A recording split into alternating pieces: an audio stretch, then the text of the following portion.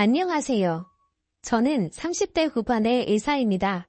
정형외과 전문의로 일하며 평범하게 살던 제가 어이없는 일을 겪게 돼서 이렇게 사연을 쓰게 됐어요. 사연을 쓰려고 돌이켜보니 참 드라마처럼 별일을 다 겪었다는 생각이 듭니다. 학창 시절에도 일탈 한 번 한 적 없던 제가 이런 황당한 일에 휘말리게 될 줄 누가 알았겠습니까? 그래서 인생은 오래 살고 볼 일이라고 하는 것 같네요. 일생의 화근은 성품 고약한 아내라고 하더니 제 인생의 화근을 몰고 온 사람은 예비 아내였던 사람입니다. 믿는 도끼의 발등 아주 제대로 찍히고 말았죠. 의사라고 하면 배울 만큼 배웠을 텐데 왜 믿는 도끼의 발등을 찍혔나 싶으시죠? 저도 뉴스나 신문을 보면서 사기당하는 사람들은 다 멍청해서 당한다고 생각했어요. 그런데 사기치려고 작정한 놈을 누가 당하겠습니까? 제가 예비 아내를 만나게 된 건 운명 반우연 반으로 만나게 됐습니다. 그때는 지금의 모습을 상상도 못할 만큼 단아하고 조신했던 사람이었어요. 그날은 친구와 선술집에서 힘든 하루를 한 잔 술에 털어내고 있던 날이었습니다. 그때 같이 술을 마셨던 친구는 유독 여자를 좋아하던 친구였어요. 자주 가던 선술집에 앉아 둘이서 대화하며 술을 마시고 있는데 친구가 옆 테이블을 의식하는 듯 보였어요. 전 조용히 술이나 마시고 가자고 했지만 친구는 이미 옆에 있던 여성분들에게 합석하자며 말을 걸고 있었어요. 처음에는 친구를 말렸는데 옆 좌석에 있던 예비 아내와 처음으로 마주치게 됐습니다. 예비 아내의 첫인상은 단아하고 조신했고 수줍게 웃는 모습이 매력적이었어요. 그렇게 둘이서 즐기던 술자리가 내기서 마시는 자리로 변했습니다. 술을 마시다 낯선 사람과 합석을 하게 된 건 처음이라 어색하기만 하더라고요. 친구는 그런 분위기를 풀며 대화를 시도했고 저도 용기 내어 예비 아내에게 말을 걸었죠. 저희 다 괜히 친구분과 술 마시는데 방해한 건 아닌가 모르겠네요. 아니에요. 둘이서 이제 할 얘기도 없었는데 이런 자리도 즐겁네요. 저의 말을 들은 예비 아내는 수줍게 웃으면서 대답했어요. 그날 넷이서 앉아서 술도 마시며 즐거운 대화를 나누게 됐습니다. 처음 본 사이인데도 대화는 물 흐르듯 자연스러웠고 선술집의 영업 종료 시간까지 떠들게 됐습니다. 선술집을 나와 집으로 가기 전 저는 용기 내어 예비 아내에게 번호를 물어봤죠. 예비 아내는 제가 번호를 물어보자 흔쾌히 자신의 번호를 알려주며 연락하라는 말까지 남겼습니다. 그날 이후 저희는 따로 만나는 횟수가 늘었고 자연스럽게 연애를 시작하게 됐어요. 이렇게 관계가 발전할 수 있었던 건 대화가 너무 잘 통했기 때문이죠. 저희는 오랜 시간 알고 지낸 사이처럼 서로 통하는 게 많았습니다. 그 당시 예비 아내는 동대문에서 옷가게를 운영하고 있었어요. 사실 서로 너무 다른 업종에서 일하고 있어서 안 맞는 부분이 조금은 있겠다 싶었죠. 하지만 예비 아내는 항상 저를 먼저 생각해 주면서 배려를 해주는 사람이었습니다. 게다가 연애 1년 차쯤에는 저희 집 부모님 생신도 챙기기까지 했어요. 너무 바빠서 어머님 생신을 당일에 알게 됐던 적이 있었는데 선물을 어떤 걸 드려야 하나 고민이 많았습니다. 그런데 이런 제 고민을 듣자 예비 아내는 씩 웃으며 제게 말하더군요. 요즘 바쁜 것 같길래 내가 미리 어머님께 어울릴 만한 옷 좀 사봤는데 직접 준비한 것처럼 드려. 그럼 엄청 좋아하실 거야. 와우, 언제 이런 걸 다 준비했어. 정말 고마워. 요새 바빠서 날짜 가는 줄도 몰랐어. 지난번에 오늘 어머님 생신이라고 식당 예약하는 것 같길래 혹시 몰라서 준비했는데 이렇게 잘 쓰일 줄 몰랐네. 이렇게 예비 아내는 작은 것 하나 놓치지 않고 챙겨주는 사람이었어요. 이런 사람을 늦은 나이에 우연히 만날 수 있다는 게 저는 너무 꿈만 같았죠. 정말 인연이라는 게 있다면 예비 아내와 저는 운명이라는 생각까지 들게 만들 정도였습니다. 저는 예비 아내를 놓치고 싶지 않다는 생각까지 들었고 연애가 1년 반 정도 됐을 무렵 프로포즈를 했어요. 예비 아내는 눈물을 가득 머금고 제 프로포즈를 거절했습니다. 평소 싸움 한 번 해본 적 없는 사이라 예비 아내에게 왜 결혼을 망설이냐고 물었어요. 그랬더니 예비 아내는 제게 이렇게 말하는 겁니다. 나도 결혼하고 싶지. 그런데 우리 집 가진 재산도 없고 하나뿐인 딸 시집 간다고 챙겨줄 게 있는 집도 아니야. 지금 결혼하기에는 내가 너무 가진 게 없어. 부족한 건 살면서 채워가자. 내가 잘할게. 앞으로 사는 동안 당신이 부족하다는 생각 들지 않도록 내가 노력할게. 우리 같이 노력해서 채워나가자. 저는 두려워하는 예비 아내에게 같이 노력하자며 손을 내밀었고 예비 아내는 제 손을 잡으며 고맙다며 눈물을 보였습니다. 그 이후 저희는 결혼 준비를 하게 됐어요. 부모님은 예비 아내와 결혼을 한다는 말에 진심으로 기뻐하셨습니다. 이렇게 부모님이 환영했던 이유는 연애하는 동안에도 예비 아내가 저희 부모님께 진심으로 잘했거든요. 그리고 얼마 뒤 예비 아내와 저희 부모님께 인사를 드리기 위해서 식당으로 갔습니다. 저희 어머니는 저와 예비 아내를 보자 한박 웃음을 지으며 말씀하셨어요. 우리 예비 며느리 이렇게 보니까 더 곱네, 더 고와. 예비 아내는 저희 어머니의 칭찬에 수줍게 웃으며 감사하다고 인사를 드리며 자리에 앉았습니다. 저희 아버지도 화기애애한 분위기 속에 이런저런 질문을 하셨어요. 한창 분위기가 무르익었고 저희 아버지는 예비 아내를 보며 말했습니다. 혹시 결혼 준비하다가 부족한 게 있으면 나한테 편하게 말해. 결혼식은 신부가 행복해야지. 감사합니다. 저는 소박한 결혼식도 좋아요. 이렇게 좋은 시댁이 생긴다고 생각하면 너무 설레고 기뻐요. 부모님께서는 예비 아내의 형편이 좋지 않다는 걸 알고 계셨고 혹시나 예비 아내가 돈 때문에 하고 싶은 걸 못하게 될까봐 미리 배려해주며 말씀하셨습니다. 하지만 연애를 1년 반 정도 하는 동안 한 번도 다툰 적이 없었는데 잦은 싸움을 하게 됐어요. 원래 한 번도 안 싸운 커플도 결혼 준비하면서 많이 싸운다고 하죠. 그런데 예비 아내는 그동안 제가 알던 모습과는 사뭇 다른 모습으로 싸움을 만들었습니다. 예비 아내는 저희 부모님을 만나서 인사도 드렸고 이런저런 이야기를 했지만 저는 예비 처가댁을 한 번도 보지 못했어요. 그래서 저는 이대로 차일피일 예비 처가댁과 인사를 나눌 수 있는 자리를 미루는 예비 아내에게 날을 잡고 물었습니다. 저는 예비 아내에게 예비 장인어른과 장모님이 바쁘시면 예비 처가댁으로 가서 인사드리자고 했어요. 그런데 아내는 정색을 하면서 제게 이렇게 말하는 겁니다. 인사를 왜 꼭 집에서 하려고 내가 적당한 식당 알아볼게. 남이 우리 집에 오는 거 별로 안 좋아해. 오래된 빌라 와서 허름하고 불품도 없고 결혼할 사이인데 남이 어딨어. 그런 거 상관없으니까 집에서 짧게 인사만 드리자. 글쎄 싫다니까 밖에서 인사드리면 못하는 것도 아니고 그냥 적당한 식당 알아봐서 예약해. 제 설득에도 예비 아내는 절대 안 된다며 정색을 하며 말하더군요. 아무리 집이 허름하다고 해도 평생 안 갈 것도 아니고 왕래하며 지내야 할 텐데 왜 저렇게 싫어하는지 이해할 수가 없었습니다. 결국 저는 예비 아내 집 근처에 있는 식당에서 예비 장인어른과 장모님을 뵐 수 있었어요. 곧 죽어도 싫다는데 억지로 집으로 갈 수도 없으니 깔끔한 식당을 예약할 수밖에 없었습니다. 그렇게 처음 뵙게 된 예비 장인어른과 장모님은 예비 아내와 닮은 얼굴이 아니었어요. 세상 모든 자식들이 부모와 쏙 빼닮은 건 아니니까 대수롭지 않게 넘겼습니다. 그런데 예비 장인어른과 장모님은 아내에 대해 모르는 게 많으신 것 같았어요. 대화를 하던 중 예비 아내가 운영하는 옷가게 이야기를 하게 되는데 예비 장모님께서 이렇게 말했습니다.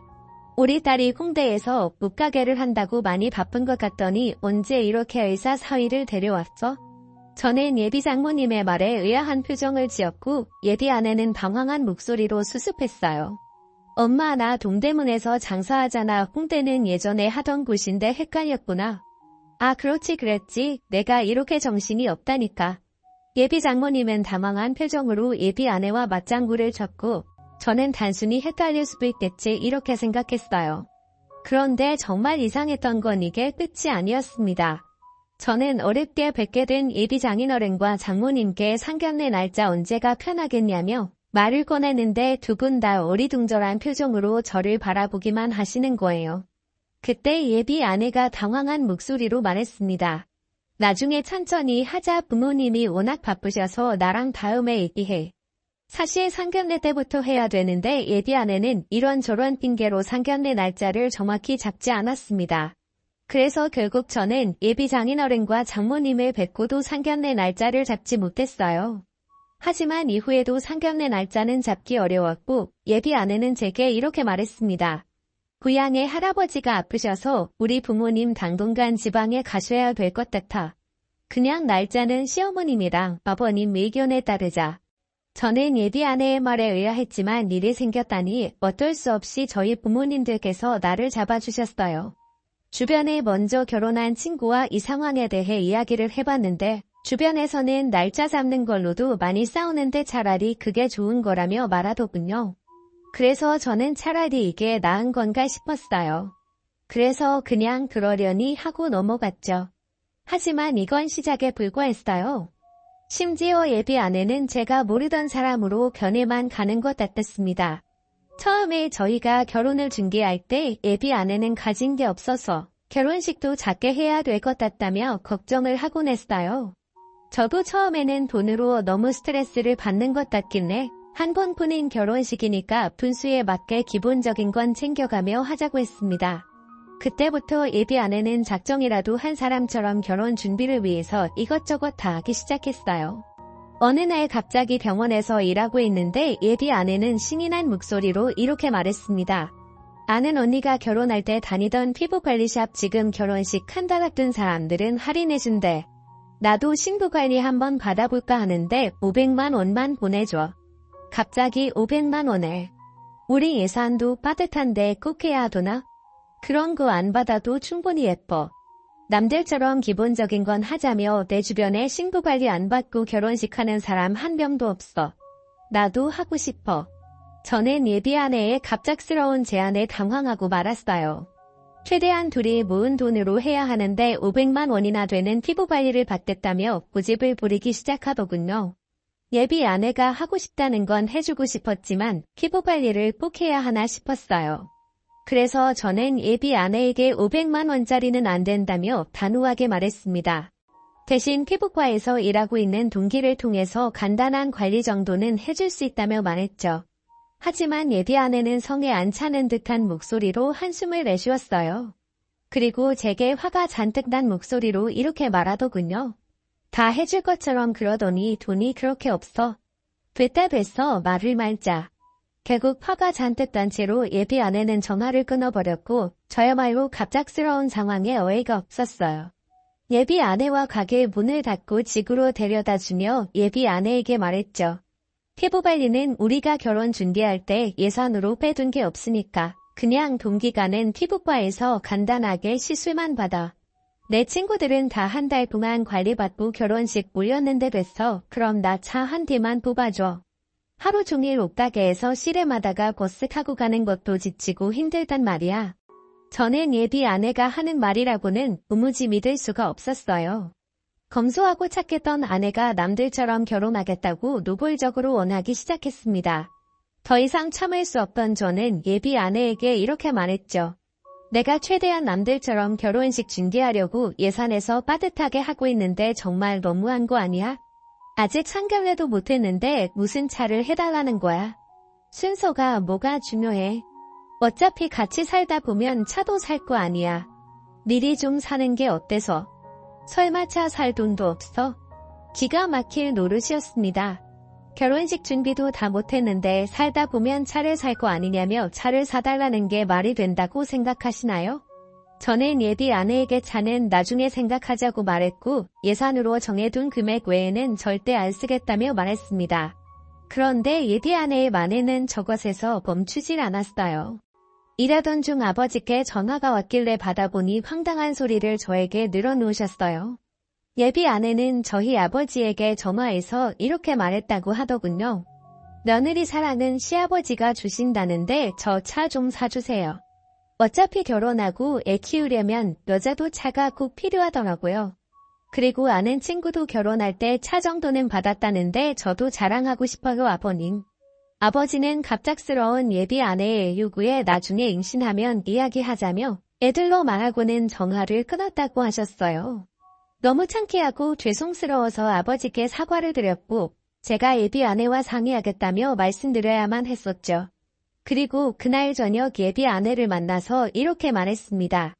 장인어른이랑 장모님 상견례 언제 가능하시대?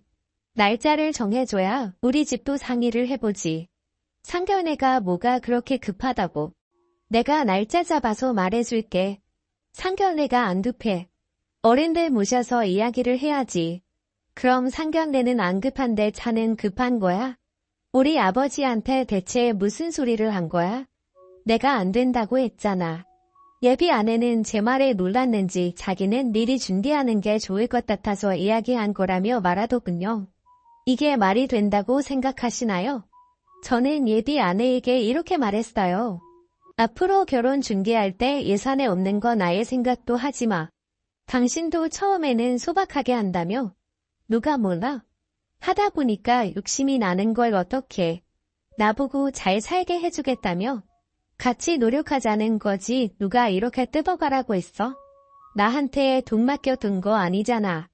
적당히 우리 수준껏 좀 하자. 예비 아내의 심정도 이해는 갔지만 그냥 두면 점점 더 큰 걸 요구할 것 같아서 단호하게 말했습니다. 하지만 제가 이렇게 말한다고 예비 아내가 순순히 받아들였을까요? 제가 단호하게 말한 날 이후부터 예비 아내의 태도는 180도 달라졌어요. 갑자기 같이 점심을 먹자며 병원에 온다길래 지난번 일이 미안해서 온다고 생각했습니다.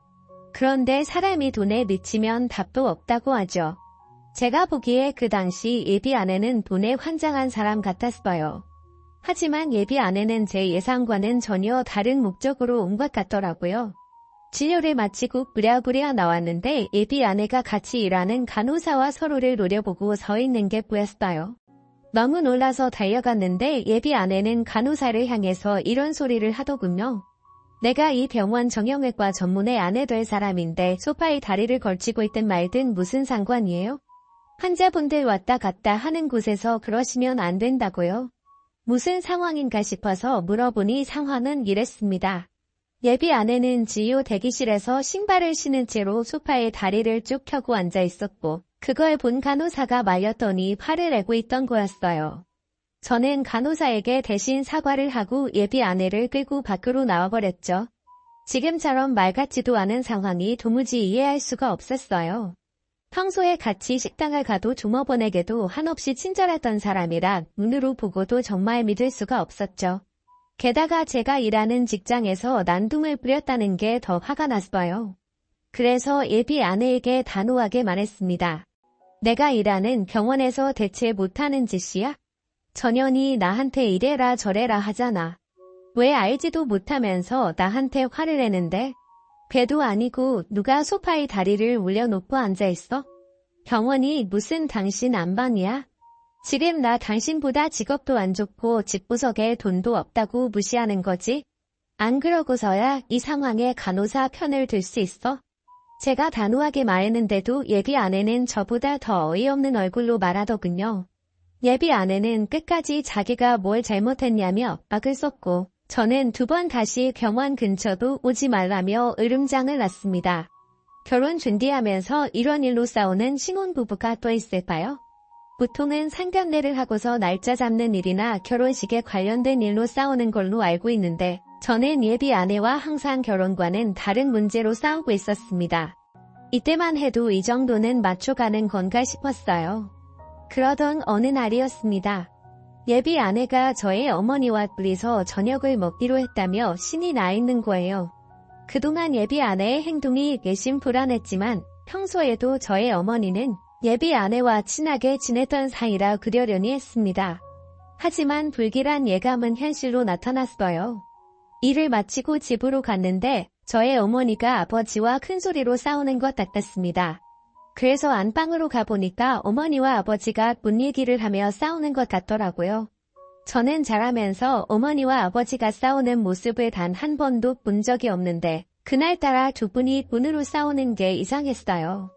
제가 아버지를 말리며 무슨 일로 싸우시냐고 물었더니 아버지는 화를 내며 말하셨어요. 투자를 해본 적도 없는 사람이 무슨 투자를 한다고 2천만 원인 하겠다는 거야? 진짜 확실한 정보라는데 우리가 듣고도 안 하면 손해보는 거잖아요. 누가 그렇게 확실하다는데? 투자 한 번 해본 적도 없는 당신이 알 정도면 온 동네가 다 알겠지? 어머니는 평소 투자에 전혀 관심이 없으셨는데 그날따라 투자를 하겠다며 2천만 원이나 달라고 하는 겁니다. 저도 너무 이상해서 어머니께 집요하게 물어봤죠. 어머니께서는 한참을 대답을 못하시다가 안절부절하며 말하셨어요. 아니 오늘 며느리 될 애랑 밥 먹는데 걔가 확실하다고 자기 부모님도 투자해서 돈 벌었다면서 알려주길래 그리고 친구들은 시집가면서 명품 가방 다 받았다고 말하는데 돈이라도 벌면 하나 사줄 수 있나 싶어서 그렇지. 저는 예비 아내에게서 단 한 번도 투자 관련 이야기를 들어본 적이 없는데 갑자기 어머니 투자 정보를 들었다고 하니까 기가 막힐 노릇이었어요. 게다가 명품 가방 이야기까지 꺼냈다니 어이가 없더라고요. 이게 어딜 봐서 소박한 결혼 준비라고 느껴지시나요? 그래서 어머니께 제가 알아보겠다고 말씀드리고는 절대 하지 말라고 말렸습니다. 계속된 선택에 어머니도 수긍하셨고 일단락됐죠. 저는 방으로 가서 바로 예비 아내에게 전화해서 이렇게 말했습니다. 우리 어머니한테 무슨 투자를 말한 거야? 장인어른이랑 장모님 이야기는 뭐야 또? 아, 우리 부모님이 이번에 투자해서 돈 좀 버셨길래 내가 추천해드렸어. 내가 내일 처가댁 가서 장인어른이랑 장모님이랑 얘기 좀 해봐야겠다. 왜 또 집으로 온다고 난리야? 내가 알려준 정보로 그냥 투자하면 되잖아. 나한테 2천 주면 돈 벌게 해준다니까?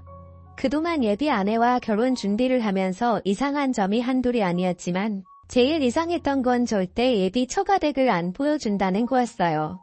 그래서 제가 내일 당장 가서 찾아뵙겠다고 하니까 못 오게 만든 겁니다. 예비 처가댁 한 번도 안 가본 예비 사위가 말이 되나요? 예비 아내는 저희 집에 와 본 적이 있는데 저는 단 한 번도 가본 적이 없었거든요. 제가 집으로 간다고 할 때마다 예비 아내가 막아서 못 가고 있었습니다. 결국 예비 아내와 통화를 했지만 예비 처가댁을 갈 순 없었어요. 다음날 예비 장인어른과 장모님을 또 집 근처 카페에서 만나게 됐습니다. 항상 예비 처가댁은 갈 수 없었는데 밖에서 만나는 건 자주 만났어요. 저는 그동안 쌓였던 걸 장인어른에게 다 말했습니다. 이런 말씀 안 드리고 싶었는데 저희끼리 결혼 준비하는 게 돈이 조금 부족해요. 집 계약했더니 기용이 빠듯해서요. 장인어른이 좀 도와주세요. 예비 아내가 저희 부모님께 노골적으로 대놓고 차를 해달라고 하거나 돈 이야기를 했던 게 참을 수가 없어서 저도 대놓고 장인어른께 돈 이야기를 꺼내버린 겁니다. 솔직히 예비 아내 도움으로 돈도 벌었으면 해줄 수 있는 게 아닌가 싶었어요. 저희 부모님은 신혼집 마련하는 데 도와주셨는데 어느 정도는 예비 처가댁에서 해줄 수도 있다고 생각했어요. 그런데 예비 아내가 저에게 정색을 하며 나가서 이야기하자며 저를 끌고 나가더라고요. 밖으로 나오자 예비 아내는 저를 노려보며 혀강된 목소리로 말했습니다. 그 돈 벌었다는 얘기 듣고 그러는 거야? 우리 집 하루 벌어서 하루 먹고 살아. 그 돈도 대출받아서 투자한 건데 남은 돈이 어디 있어? 그럼 우리 집에도 돈 얘기를 꺼내지 말아야지. 당신 우리 부모님한테 돈 얘기 왜 그렇게 쉽게 하는데? 차에 가방에 갖고 싶은 게 그렇게 많은데 그동안 어떻게 살았어? 좋은 정보를 알려줘도 못 받아 먹으니까 그런 것도 못 해주지. 다른 집 좀 봐. 나처럼 아무것도 안 받고 긴 손으로 덜렁 시집가는 사람이 있는지. 이게 지금 말이 된다고 생각하시나요? 제대로 숟가락만 들고 시집 오려는 사람이 누군데 긴 손으로 시집가는 게 불만이라는 건지 이해가 안 갔습니다. 저는 결국 예비 아내에게 계속 이런 식이면 이 결혼 진행 못한다며 단호하게 말했죠. 그랬더니 예비 아내가 갑자기 어떻게 했는 줄 아세요? 제가 결혼 못하겠다고 하니까 울면서 저한테 매달리면서 말했습니다. 잘못했어. 내가 결혼 준비한다고 여기저기 알아보다가 남들 다 한다니까 부러워서 그랬어. 한 번만 봐줘. 제발. 길바닥에서 울면서 매달리는 예비 아내를 보자 마음이 복잡했어요.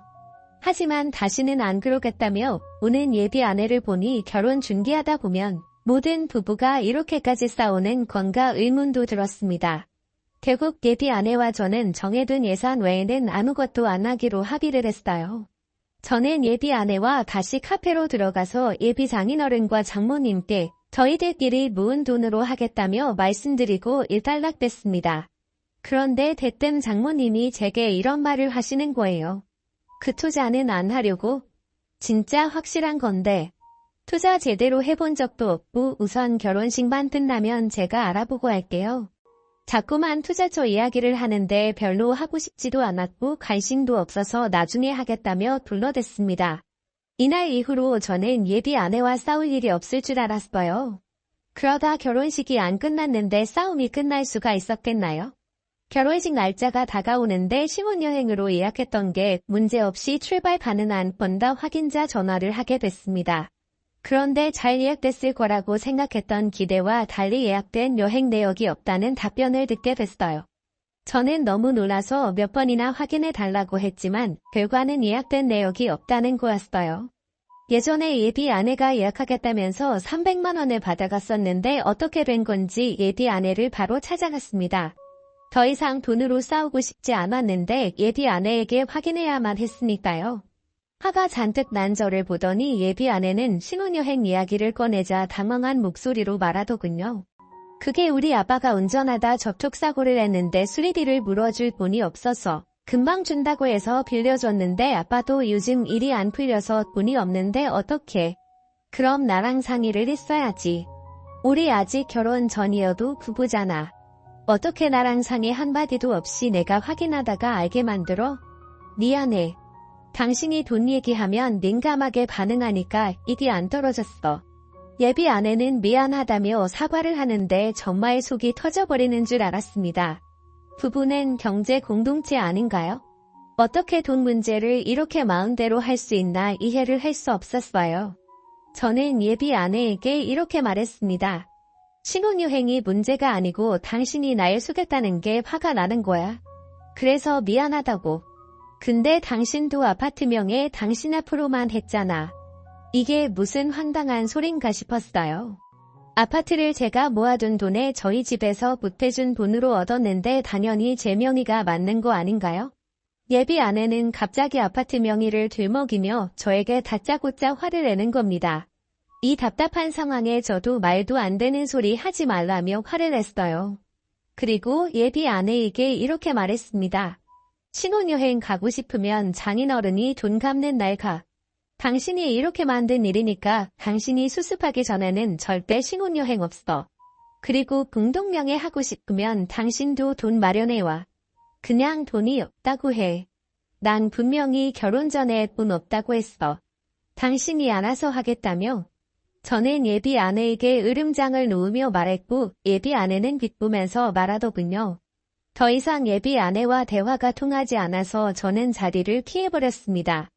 솔직히 여러분은 하나뿐인 딸 신혼여행 기용까지 빌려가는 부모에 대해서 어떻게 생각하시나요? 아무리 살림이 어렵다고 하지만 저는 도무지 이해할 수 없었습니다. 점점 결혼식 날짜가 다가올수록 마음은 불안해지고 제 머리는 복잡해졌어요. 그런데 이러한 제 생각을 더 복잡하게 만드는 일이 터지고 말았습니다. 결혼식 몇 주 전 친한 동기들과 예비 아내가 모여서 같이 밥을 먹은 적이 있었어요. 먼저 결혼한 친구들과 신혼 이야기도 하며 즐거운 시간을 보내고 있었죠. 한 친구가 결혼하고 아이가 생기니까 돈이 더 많이 들어간다며 한탄을 하고 있었어요. 그런데 갑자기 예비 아내가 건수라도 잡은 듯 눈을 반짝이며 말하는 겁니다. 저기 상철씨 제가 진짜 확실한 투자 정보 아는데 저한테 2천만 원만 투자해 주시면 제가 2배 넘게 벌어드릴게요. 원래 이런 건 장사했던 사람들이 더 잘하는 거 아시죠?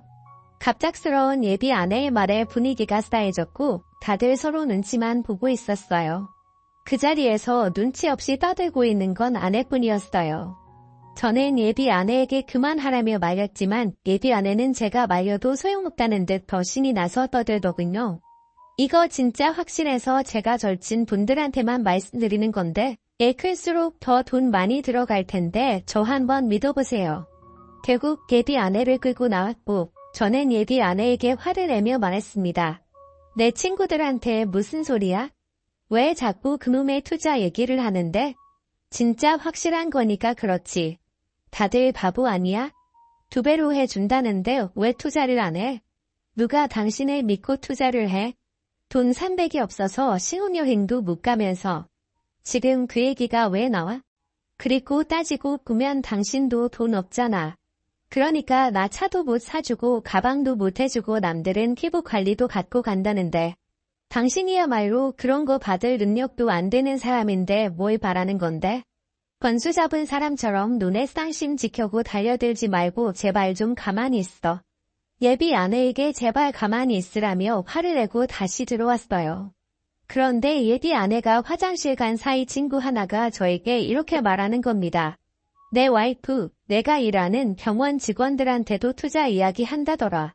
모른 척 할까 했는데 오늘도 이렇게 투자 얘기할 줄 몰랐어. 내가 좀 말려봐. 저러다가 사고 치면 너도 손해야. 저는 친구의 말에 더 생각이 복잡해졌어요. 이런 여자와 결혼을 해야 되는지 말아야 하는지 답답할 따름이었습니다. 그래서 저는 집에 오자마자 전화로 파혼을 하자고 화를 냈죠. 나 당신 같은 여자랑 도저히 결혼 못하겠다. 허혼해. 너 때문에 내가 얼굴을 댈 수가 없어. 내가 잘못했어. 난 정말 좋은 뜻으로 말한 거라고. 다시는 안 그러게. 정말 마지막으로 믿어줘. 나 당신 없으면 이 세상에 살아갈 이유가 없어. 부탁이야. 전 결국 예비 아내의 구구절절한 외침에 마지막으로 한 번만 더 기회를 주기로 했습니다. 하지만 그냥은 용서해주지 않았어요. 다음 날 만나서 각서를 쓰게 했죠. 다시는 그렇게 하지 못하도록 안전장치를 만들어 놓기로 한 거였습니다. 1. 가족들과 지인들에게 다시는 투자 권유하지 않을 것. 2. 모든 경제권은 남편인 내가 관리할 것. 3. 친정의 허락 없이 돈 보내지 말 것. 4. 한 번이라도 부부간의 신뢰를 깨는 일을 할 경우 이유 불문하고 남편의 말에 따를 것. 이렇게 각서에 도장까지 받았습니다. 정말 마지막으로 믿어보기로 한 거죠. 하지만 사기꾼들은 괜히 사기꾼들이 아니더라고요. 결혼식 당일 기뻐야 될 날이었는데도 괜히 심란하더군요. 그런데 예상치 못한 일이 제 결혼식에서 벌어지고 말았습니다. 결혼식 당일 나름대로 마음을 가다듬으며 씩씩하게 신랑 입장을 마쳤어요. 그리고 뒤이어 신부 입장이 시작됐는데 예비 아내가 중간쯤 걸었을 때 어디선가 비명소리가 들렸습니다. 내 인형. 식장 안에 있던 모든 사람들이 소리에 놀라 소리가 난 것을 쳐다보니 이모께서 중간에서 일어나 예비 아내를 보고 큰 소리로 소리를 치고 있는 겁니다. 예비 아내는 일어서 있는 이모와 마주치자 들고 있던 부케까지 떨어뜨리며 무척 불안해하며 놀란 모습이었고요. 예비 아내는 몸을 벌벌 떨며 다리에 힘이 풀렸는지 주저앉아버렸고 이모는 소리를 지르며 예비 아내에게 뛰어오며 또다시 소리를 지르며 말했어요. 내가 감히 내 조카랑 결혼을 해? 인연이 뻔뻔하기도 하지. 짐승은 사람하고 결혼하는 게 아니야. 너 오늘 잘 걸렸다. 이모는 예비 아내에게 달려들었고 주저앉아 있던 예비 아내는 뛰어오는 이모를 보고 수스라치게 놀라며 도망치려고 했지만 이모에게 잡히고 말았습니다. 갑작스런 상황에 놀라서 이모와 예비 아내에게 달려갔는데 이모는 예비 아내의 머리채를 잡고 흔들면서 말하더군요. 야, 새끼들 떼놓고 넌 팔자 고치겠다고 웨딩드레스를 입어? 그것도 내 조카랑. 저 사람들 내 부모도 아니잖아. 또 어디서 데려온 거야? 아주 지능적이네, 이거. 저는 이모의 말에 놀랐고 예비 장인어른과 장모를 봤는데 도망치려는 것 같았습니다. 황급하게 저는 두 사람을 붙잡고 저는 뭐 하는 사람들이냐며 다져묻기 시작했어요. 얼굴을 보니 이모 말이 100% 맞다는 확신이 들었거든요. 당신들, 우리 이모 말이 사실이야? 당신들 정체가 뭐야? 저희는 아무 죄 없어요. 돈 받고 시키는 대로 할 뿐이었어요. 이러지 마세요. 우리도 이 나이 먹고 마땅한 직업이 없어서 알바 계행하는 겁니다. 근데 저희도 저 여자가 사기꾼이라는 건 정말 몰랐습니다. 저희도 양심이 있는 사람들이라고요. 뭐라고요? 근데 알바면서 뻔뻔하게 진짜 부모님처럼 행동을 했다고요? 그랬던 겁니다. 애초에 예비 아내의 부모님인 줄 알았던 사람들은 계행 알바로 온 사람들이었어요. 이날을 위해 몇 날 며칠을 연기 연습하고 나왔다고 하더군요.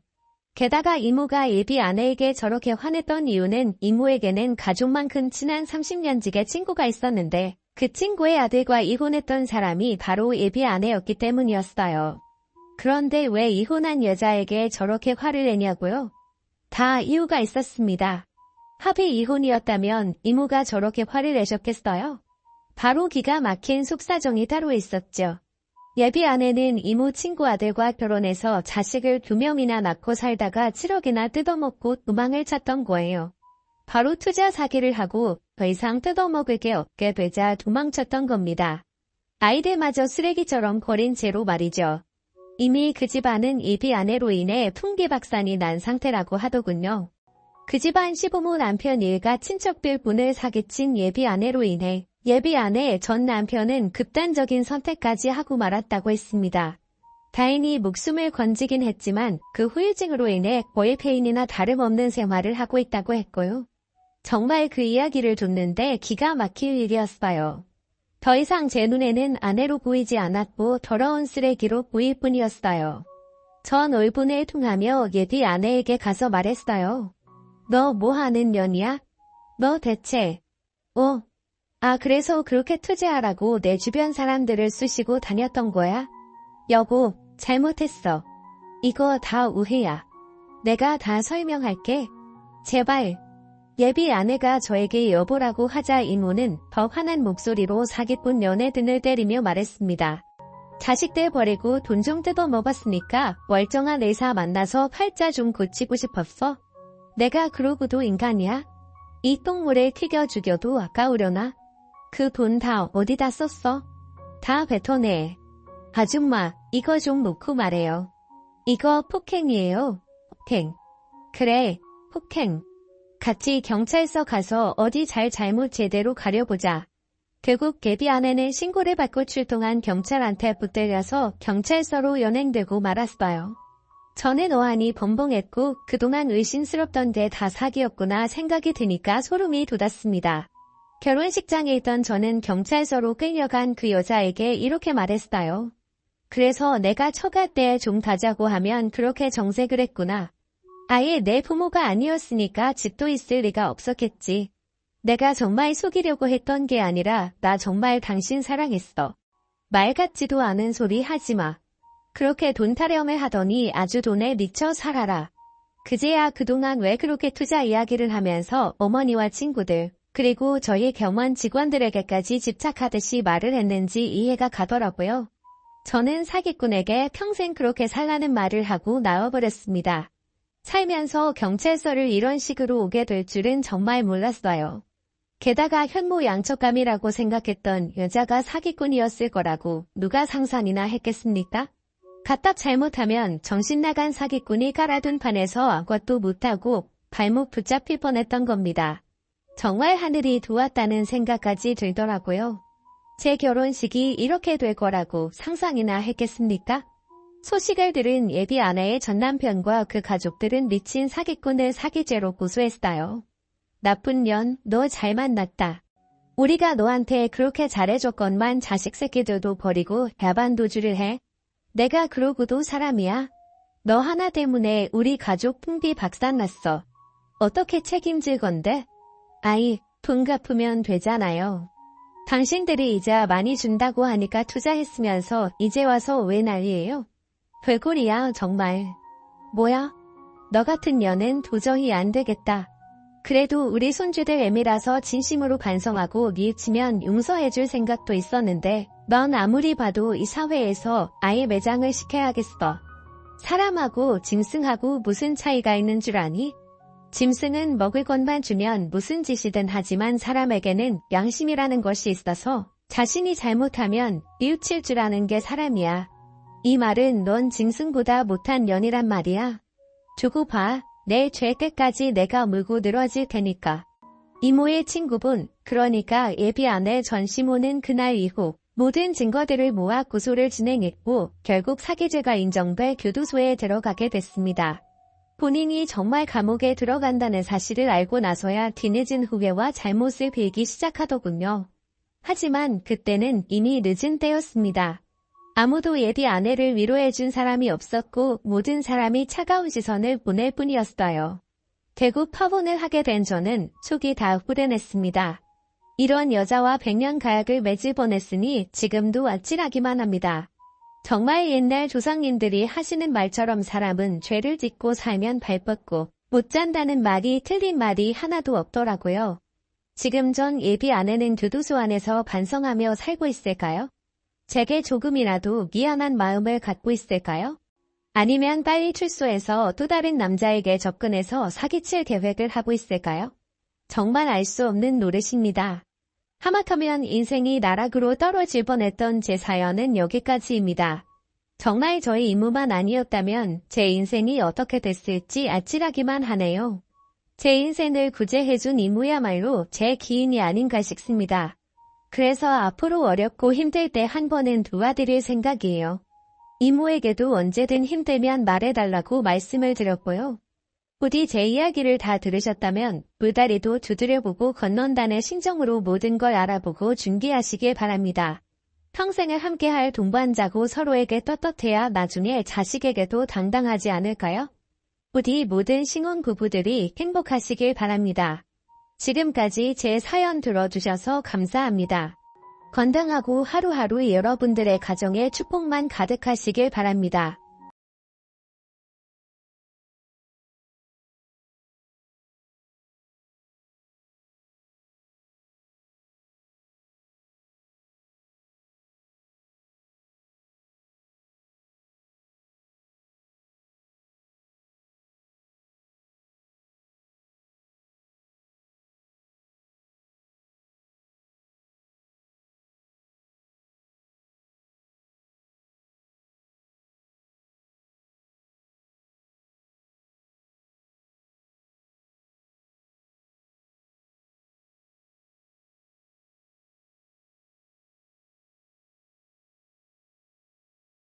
엽 조금씩 오를 때마다 팔고 현금 넣어두고 쓰시라고 큰오빠가 부모님 꼬시는 중입니다. 저는 그러면 부모님 세금 부담 늘고 진짜 막내가 장가가 된 묵가든 집 한 채는 온전히 해줘야 하는 거 아니냐고 반대했어요. 솔직히 우리 집안 장남 우쭈쭈 하는 집안 맞고 그 장남이 좀 양심 없는 것도 맞습니다. 큰오빠 결혼할 때 서울 아파트 30평대 사주셨어요. 조카 낳고 이사 갈 때 몇천에서 1억가량 여러 번 지원해 주셨고요. 심지어 큰오빠 처거할 집 없다고 인천에 빌라를 사주었는데 지원 당시 8천만 원이었습니다. 저 시집갈 때 2억가량 혼수, 집값 보태라고 지원해 주었고요. 아무튼 남동생이 좀 안쓰러워요. 얼른 정신 차리고 남동생도 제대로 살고 결혼도 하고 그랬으면 좋겠는데 희박해 보이네요. 누나로서 안타까운 마음이 들다가 문득 생각나서 글 적어봅니다. 댓글. 이 집은 부부가 원수로 만난 게 아니라 부모와 자식이 원수로 만났네요. 근데 웃긴 건 둘째, 셋째가 부모와 인연을 끊어도 첫째가 부모에게 원수 갚아줄 것 같아요. 요리조리 돈 다 빼먹고 나면 먹튀할 것 같아 보이는데요. 댓글 2. 장남은 장남이라고 대접받고 님은 하나뿐인 딸이니까 그래도 챙김 받은 것 같고요. 막내 아들이 안 아픈 손가락인가 보네요. 아들, 딸 낳고 나니 안 아쉬운 아들이요. 부모님 혼내지 마시고 님이 측은지심으로 설득해 보셔요. 우리 응능이 불쌍하지 않느냐 이런 식으로요.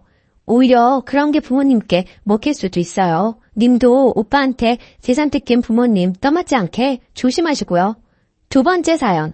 좋은 시어머니인 줄 알았는데 간섭이 너무 심하네요. 안녕하세요. 염치 없지만 얼굴도 모르는 분들께 고견 바라며 글 써보겠습니다. 저는 비혼에 가깝게 살다 결혼한 지 2년 반이 되었습니다. 그 사이에 아가도 한 명 낳았고 현재 생후 50일 넘어갑니다. 시가 구성원은 시아버지, 시어머니, 그리고 남편 아래로 9살 차이 나는 시누이가 있어요. 성격은 시아버지, 시누이는 좋게 말해 무던한 스타일입니다. 무관심이 더 맞을 수도 있겠네요. 물에 술 탄 듯, 술에 물 탄 듯. 시어머니는 일단 정신이 없어요. 나머지는 읽고 판단해 주시길 바래요. 결혼해서 너희 둘만 잘 살면 된다 하시는 시어머니 발언에 시가를 잘 만난 줄 알았어요. 어버이날, 명절, 생신에만 만났고 전화 연락은 하지 않았거든요. 주변에 연락 스트레스가 있었던 기혼자들이 많았기 때문에 정말 난 시댁을 잘 만났나 보다 생각하게 됐어요. 또 남편 말로는 시어머니가 저를 어렵게 생각하신다 해요. 제가 키도 크고 인상이 좀 센 편이거든요.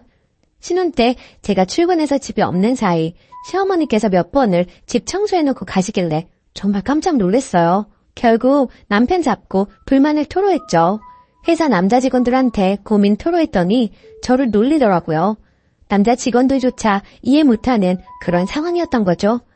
시어머니는 남편이 결혼 전 자취할 때 그렇게 하고 가셔서 남편은 처음에 기분 나빠하는 나를 이해하지 못하다가 제가 이해시키고 또 이해시켜서 결국 시어머니 못 오시게 했어요.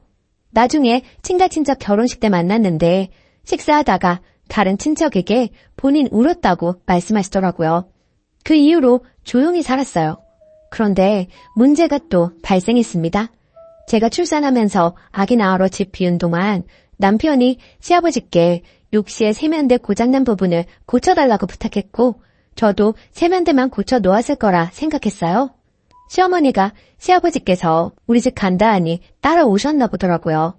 그런데 집에 와보니 시어머니가 서랍장을 사다 놓은 거예요. 솔직히 거지 같진 않지만 딱 봐도 중고이고요. 원래 쓰던 서랍장은 망가뜨려 놓아서 복도에 나와 있고 쌀 넣어놓는 가구 위치도 바꿔놓고 싱크대랑 욕실에 처음 보는 수세미들이 있고 찬장엔 처음 보는 믹서기가 있었는데 집에 처박혀 있던 것 같은 사용감이 있고 조금 더러운 중고였고요. 또 그릇들도 있었는데 믹서기와 같은 상태였고 새 것 아니었어요.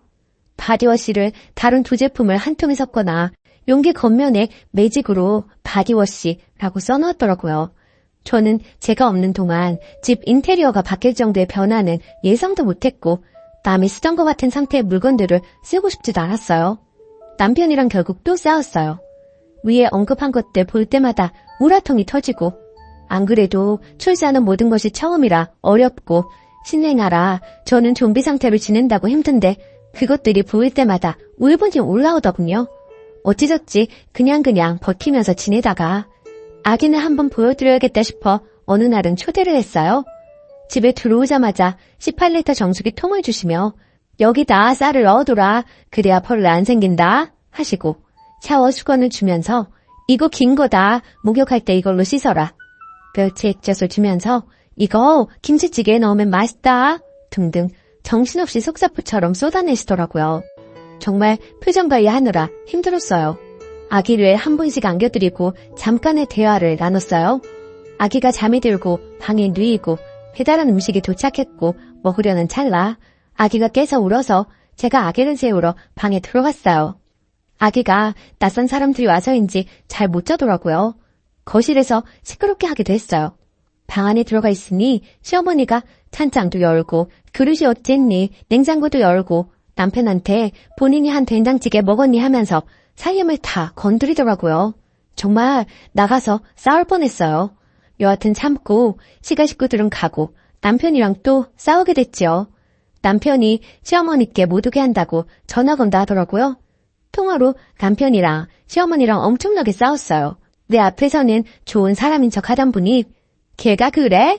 장모한테 물어본다. 장모는 집에 오게 하면서 나는 왜 못 오게 해? 하시더군요. 저희 엄마가 아기 목욕시켜주시고 저 낮에 쉬게 하려고 오시거든요. 아무튼 매우 사나운 말투로 엄청나게 또 쏟아내더라고요. 수화기 너머로 들리는 그 소리 때문에 정이 완전히 사라졌어요. 그리고 어버이날에는 남편 만시가 갔다 왔어요. 아기도 있고 제가 아기 보느라 허리가 나가서 잘 못 걸었거든요. 남편이 가서 얘기했는데 시어머니가 본인이 잘못했다, 미안하다고 했다던데 솔직히 저는 그 말 들어도 안 괜찮아요.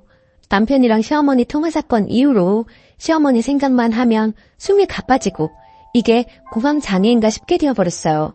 제가 어떻게 해야 하죠? 곧 아기 100일인데 저는 친정집에서 친정 식구들만 100일상 차려서 축하하고 싶은데 남편이 서운해할 것 같아서 밖에서 100일상 차려서 시가 식구들도 초대해야 하나 싶기도 한데 또 시어머니 볼 생각에 가슴이 갑갑해집니다. 추가 댓글 잘 읽어보았습니다. 제가 너무 예민하다는 분들도 계시고 자꾸 물어보지도 않고 남의 사연 간섭하는 시어머니가 너무하다는 분들도 계시네요. 사실 전 친정엄마가 그래도 싫을 것 같거든요. 시어머니라서 참다 보니 더 터진 것 같기도 하네요. 그리고 시어머니가 인정 욕구가 강해요. 본인이어야지만 된다는 생각이 있으신 것 같아요. 그리고 제가 볼 땐 시어머니 살림 잘하는 편도 아닙니다. 그리고 원래 시어머니가 남편이랑 싸운 다음에도 이해를 못 하셨어요. 본인 여동생이랑 친한 친구가 아들이 있어서 둘 다 시어머니 위치인데 공교롭게 그 두 집안에서 아기를 봐달라 했나 보더라고요. 그래서 당연히 본인도 그렇게 되겠거니 했나 봐요. 근데 그 둘은 정상이니 며느리가 부탁도 한 것 같아요. 시어머니가 이번 일 일어나고 그 두 분한테 물어봤고 그 두 분이 우리 집 가지 말라고 그랬대요. 그리고 시아버지를 왜 물건 고치는데 부르냐 하시는 분들이 계셨는데 시아버지가 손기술이 좋으시거든요. 그래서 가볍게 부탁했나 봅니다. 허를 찌르는 지적이었네요. 앞으로는 전문가 이용하겠습니다. 저는 저희 부모님 욕 먹을까 봐서 가장 걱정이라 아직 가만히 있는 중이거든요. 솔직히 시어머니가 절 싫어해도 상관은 없어요. 어차피 노력하든 안 하든 저 좋아할 사람은 좋아하고 싫어할 사람은 싫어하니까. 다른 사람이 나에게 갖는 호감, 비호감에 관해 관심 없고요. 하지만 중간에서 남편이 많이 힘들 테니 정말 최소한의 도리는 해야겠다라고 생각의 정리는 맞췄네요. 댓글 읽고 남편 잡지 말고 잘해줘야겠다 싶었어요. 남편은 제 편이어야 하니까요. 100일은 시댁 식구들하고 밖에서 소소하게 밥 먹어야겠습니다. 깨달음 주셔서 감사해요. 댓글 1. 아들이 좀 막내 스타일인가 봐요. 아빠한테 고쳐달라는 건 좀. 그리고 시어머니 살림 마음대로 들여놓는 거 소름이네요. 자기 집이라고 생각하는 건가? 아무튼 하나씩 지금처럼 태클 걸어가며 못하게 선을 그어가는 방법밖에 없어요. 신기한 건 이거 안 된다 하면 오케이, 미안하다, 잘못했다 하고 바로 이상한 민폐행동 망원 시전. 그래도 시어머니가 본인 잘못이라고 하시는 거 보니 말이 안 통하시는 분은 아닌 것 같네요. 근데 보통 모든 어른 고집은 못 꺾어요. 적당히 그러려니 하고 진짜 못 참는 것들만 솔직히 말씀드려서 해결해봐요. 댓글 2. 저는 시모 때문에 꼭 참다가 애 낳고 폭발했어요. 신랑과 이혼 직전까지 갔고요. 우리 신랑도 그랬어요. 그게 뭐가 문제야? 엄마 의도는 그런 게 아니야. 결국 부부 상담 받고 신랑이 많이 변했습니다. 시모가 무례한 진상이라는 게 판명 났거든요. 내 말은 죽어도 안 듣더니 상담받고 변하더라고요. 암튼 신랑이 시모한테 난리 1차, 나도 시모한테 쌓인 거 폭발해서 다박다박 말했어요. 결국 시모 사과했고 지금은 내 눈치 엄청나게 봅니다. 하지만 막말은 계속하긴 해요. 이건 인간성 문제 같아서 저도 어느 정도 포기했습니다. 시모가 또 막말하면 무식하다, 쌍스럽다 이렇게 생각하세요. 암튼 전 쓰니가 강하게 나가길 바래요. 참지 마요. 귀한 집 딸인데 왜 참나요? 오늘의 사연은 여기까지입니다. 안녕하세요. 저는 아들 둘 키우는 30대 초반 엄마입니다. 늘 저에게 막말하고 상처 주는 못된 신우에게 똑같이 해주고 남편하고 좀 다퉜는데 남편은 제가 너무했다고 하네요. 그동안 당하기만 한 저로서는 전혀 너무했다는 생각이 안 들거든요. 부족해도 한참 부족하기에 전 잘못한 거 없다는 처지예요. 하도 저에게 너무했다고 말을 하길래 댓글 보고 사과하든 사과받든 하려고 합니다. 소소하게 신우이는 저에게 막말을 참 많이 했어요. 그 옷 어디서 샀어요? 언니는 참 검소한 것 같아요, 사람이.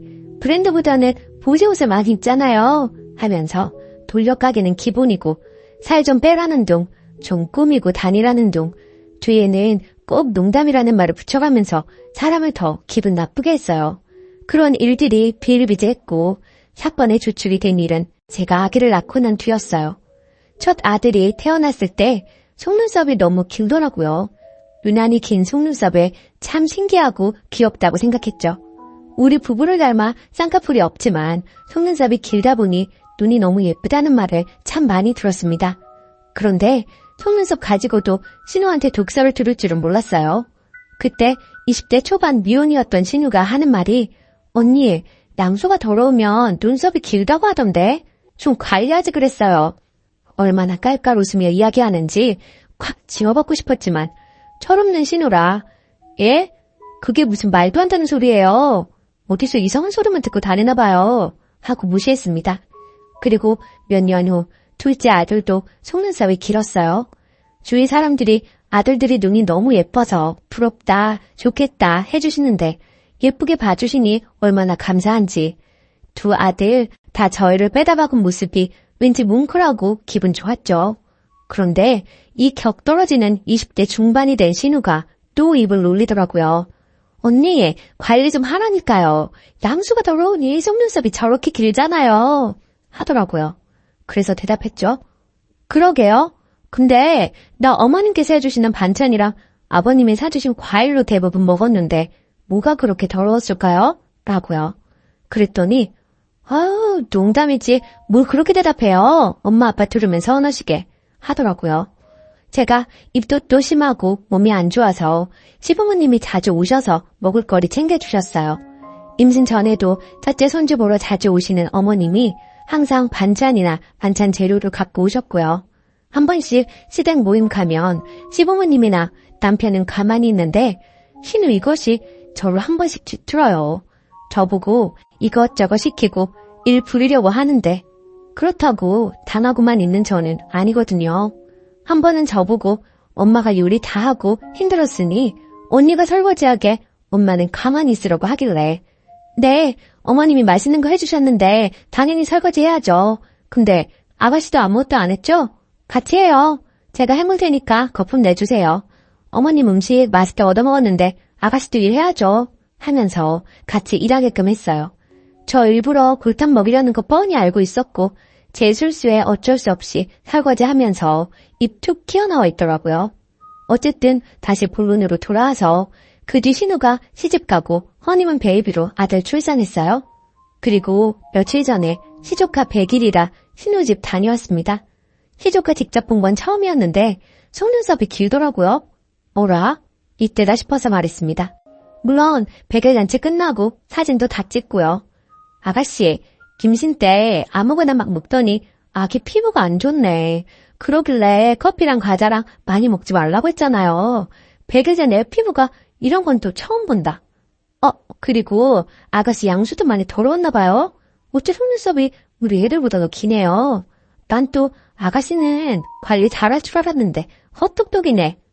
그랬더니 갑자기 우네요. 그래서 또 이야기했어요. 농담인데 왜 울어요? 우리끼리 그런 농담쯤은 할 수 있잖아요. 그랬더니 펑펑 울어요. 달래줄 마음도 없고 계속 울고 투덜대는 거 듣기 싫어서 빠르게 점심 먹고 집으로 왔습니다. 그랬더니 남편이 저에게 막 뭐라고 하네요. 결국에는 남편과 말다툼을 했습니다. 아까 말이 너무 심하잖아. 100일 된 아이 예쁘다는 말만 해줘도 모자란데 그게 뭐냐? 혹시 그때 한 말 아직도 마음에 담아두고 그러는 거야? 철없는 애가 한 말을 그냥 넘기고 말지 뭘 또 똑같이 갚아주려고 하냐? 하더군요. 늘 아가씨가 농담이라고 하는 말에 비수 꽂혀가며 살았어. 똑같은 말 대갚아줬을 뿐인데 그게 펑펑 울 일인가? 난 남한테도 막말 잘하길래 본인은 상처 안 받을 줄 알았지. 아, 그래서 똑같이 하니 속 시원하냐? 그냥 넘길 수도 있잖아. 꼭 그렇게 울려야 해? 무슨 말도 안 되는 말 하면서 애한테 상처를 줘.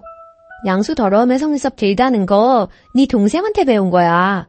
잊고 있다가 조카분이 생각나서 한 말이야. 농담인데 왜 우냐? 네 동생은 그런 농담 해도 되고 나는 왜 안 되는데?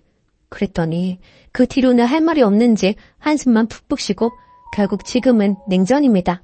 이거 제가 속이 좁은 건가요? 저는 할만하니까 했다고 생각하거든요. 후기. 남편에게 댓글들 다 보여줬어요.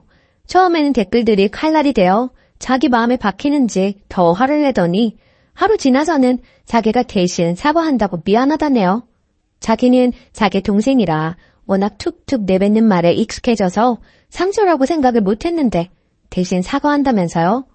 그래서 신우가 그동안 했던 험한 말들 사과하기 전까지는 저는 신우 만날 생각이 없다고, 본인도 자기가 한 말인 걸 잘 알 텐데 내 사과 기다리지 말고 스스로 사과한다면 그나마 가족의 정으로 용서해주겠다고. 근데 스스로 사과할 마음이 없으면 인간이 덜 된 거라고요. 남편도 신우랑 자리 만들지 않겠다 하며 알겠다 하네요. 그동안 작은 독설들은 받아치거나 참으면서 넘어갔는데 이번 일로 저도 대놓고 싸우고 똑같이 해줘야겠다 싶었어요. 속이 좀 시원하더라고요. 아무튼 조언 모두 정말 감사했습니다. 댓글. 완전 잘하셨어요. 확인사살 해줘요. 조제 가졌을 때는 관리 잘하라고. 남편은 남의 편이라 그래요. 그냥 깡그리 무시해줘요. 댓글 2. 그 신우 정말 어이없네. 고작 한 번 듣고 울어요. 님은 2번씩이나 똑같은 말을 들었는데 남편분은 어디 머리가 고장나셨나? 본인이 남편으로서 저런 말도 이제 때는 하지 못하도록 제 동생 관리를 했어야지. 더러운 건 양수가 아니라 신우 주둥이구만. 2번째 사연. 저희 엄마와 잘 지내는 줄 알았는데 아내가 이혼하자네요. 안녕하세요. 너무 답답한 마음에 글을 올립니다. 아내에게도 보여줄 생각으로 솔직하게 쓰겠습니다. 결혼해서 이제 돌된 아기를 키우고 있습니다. 아내와 결혼할 때 양가에서 반반 지원받았고 아내는 모아둔 돈이 5천만 원 가량 있었고 저는 모아둔 돈이 없는 상태였습니다. 이 부분에 대해 늘 아내에게 미안하게 생각합니다. 결혼하고 맞벌이로 생활하다가 아내가 임신하며 이를 관두고 결혼하고 경기도로 거처를 옮기는 바람에 주변에 아무도 없고 양가 도움밖에 먼 거리라 아내 혼자 육아중입니다. 아내는 결혼하고 친구를 만난 적도 손에 꼽고 아기 태어나고는 외출을 아예 안 합니다. 제가 주말에 나가서 친구들과 시간 보내라 해도 주말엔 가족과 시간 보내고 싶다며 나가질 않습니다. 본인을 위한 건 아무것도 사질 않고 항상 제 것과 아기 것만 사길래 옷 좀 사자고 밖에 데리고 나가도 눈요기만 하고 돌아옵니다. 출산 선물로 명품 가방 사준다 골라보라 해도 그런 건 나중에 여유 있을 때 사도 늦지 않다고 이야기합니다. 결혼 전 화려하고 꾸미는 거 좋아하고 친구도 정말 많은 사람이었는데 결혼 출산으로 모든 것이 바뀌었는데도 힘든 내색 없이 매일 행복하다는 사람이기에 저도 너무 행복했고 문제가 없을 줄 알았습니다. 이런 아내가 아주 고마워 정말 잘했고 잘하려고 노력했습니다. 출산했을 때 비싼 곳은 싫다는 아내에게 제발 이번만 내 말 따라달라며 비싼 산후조리원을 잡았고 아기 태어나고는 친구 만난 적 한 번도 없습니다. 아내도 그런 제게 늘 고맙다고 했습니다. 그런데 이번 주 월요일 퇴근하고 돌아왔는데 분위기가 심상치 않았고 아내가 할 이야기가 있다고 하더니 이혼을 하고 싶다고 하더군요. 저는 갑자기 그게 무슨 소리냐 물었고 아내는 전날 일요일 제 가족과 식사했던 상황을 이야기하며 더 못 참겠다고 얘기했습니다. 결혼하고 아내는 저희 부모님의 막말로 힘들어했습니다. 저는 평생을 그런 집에서 자라왔기에 크게 신경 쓰지 못했던 게 있습니다. 몇 번 나설까도 생각했지만 제가 나섰다가 괜히 분위기가 더 안 좋아질까봐 그냥 넘겼던 적이 몇 번 있었습니다. 저는 결혼 전부터 가족과 그리 가깝지도 않았고 원래부터 서로 막말하고 어투가 다정하지 못합니다. 대화도 전화도 하고 살았던 적이 없습니다. 그런데 결혼하고 아내가 자꾸 집에 전화하라고 하고 제가 안 하면 아내가 전화하고 명절 생신 때 식사 약속도 잡길래 아내가 우리 집 문화를 멋지게 넘기는구나 했었습니다. 처음 아내가 힘들다고 얘기했던 게 아내가 만삭 때 가족 식사를 한 날이었습니다. 그날도 저희 부모님께서 아내에게 좀 모욕적인 말을 하셨고 저는 분위기가 안 좋아질까봐 그냥 가만히 있었던 것 같습니다. 아내가 그날 여태는 그냥 넘겼지만 아기 앞에서는 이런 모습 보이고 싶지 않다며 날 야라고 부르시는 것과 명령체를 쓰시며 비하하는 말, 모욕적인 말을 하시는 걸 못하게 막아달라고 했습니다. 솔직히 여태 그냥 넘겨놓고 이러는 게 저는 이해가 안 가기도 했습니다. 그리고 솔직한 말로 진짜 저는 부모님을 안 보고 살아도 상관없어서 그냥 우리 부모님 보지 말고 살자고 했고 아내는 그런 걸 원하는 게 아니라며 그냥 잔인 장모님이 저를 대하는 것 정도만 원한다고 이건 네가 바로 잡아줘야 한다고 했습니다. 그날 이후로 몇 번의 가족 식사가 있었고 부모님께서 거스르는 말씀은 몇 번 하셨지만 심하지 않아 그냥 넘어갔던 걸로 기억합니다. 아내도 별말 없길래 괜찮은 줄 알았는데 갑자기 이혼하자 하니 전 너무 벙찝니다. 여태 저희 부모님들께서 하셨던 행동들과 말들을 날짜별로 모두 정리해서 적어둔 걸 보여주며 여태 본인은 이만큼 참았고 아기를 위해서도 더 그만 참고 싶다고 합니다. 일요일 가족 식사 때 아버지께서 담배를 피우고 아기를 만지고 뽀뽀하셨다는 걸 아내가 나중에 알게 됐고 아내가 아버님 담배 피우고 아기를 만지고 뽀뽀하신 거야? 물었을 때 제가 응, 손 씻고 내가 봤어 라고 했을 때 아무 말 없길래 그냥 넘어가는 줄 알았습니다. 그런데 자기는 그날 마음이 식었다고 합니다. 제가 아무리 울고불고 매달려도 제가 울면 안아주고 같이 울던 사람이 표정 하나 없이 당장 이혼이 힘들면 별거하며 생각할 시간을 갖자고 합니다. 솔직히 전 부모님이랑 영 끊어도 상관없습니다. 결혼 전에 저는 정말 불행했어요. 결혼하고 이제야 행복해졌는데 제가 왜 우리 부모님 때문에 이런 일을 겪어야 하는지 정말 너무 아내를 붙잡고 싶습니다. 제발 아내를 잡는 방법을 알려주세요. 후기. 여러분들의 조언을 통해 그동안 제가 얼마나 잘못했는지 궁극적인 문제는 저에게 있다는 것을 절실히 깨달았습니다. 아내는 단호한 성격으로 한번 마음먹으면 잘 변하지 않기에 결국 저희는 별거를 했었습니다. 2개월가량 하게 되었고 그동안 아내에게 매일같이 편지 쓰고 마음을 돌리려고 노력했어요. 그리고 아내에게 앞으로는 절대로 이런 일이 없을 것, 이윤을 제외한 모든 걸 아내가 원하는 대로 할 테니 한 번의 기회를 더 달라고 했습니다.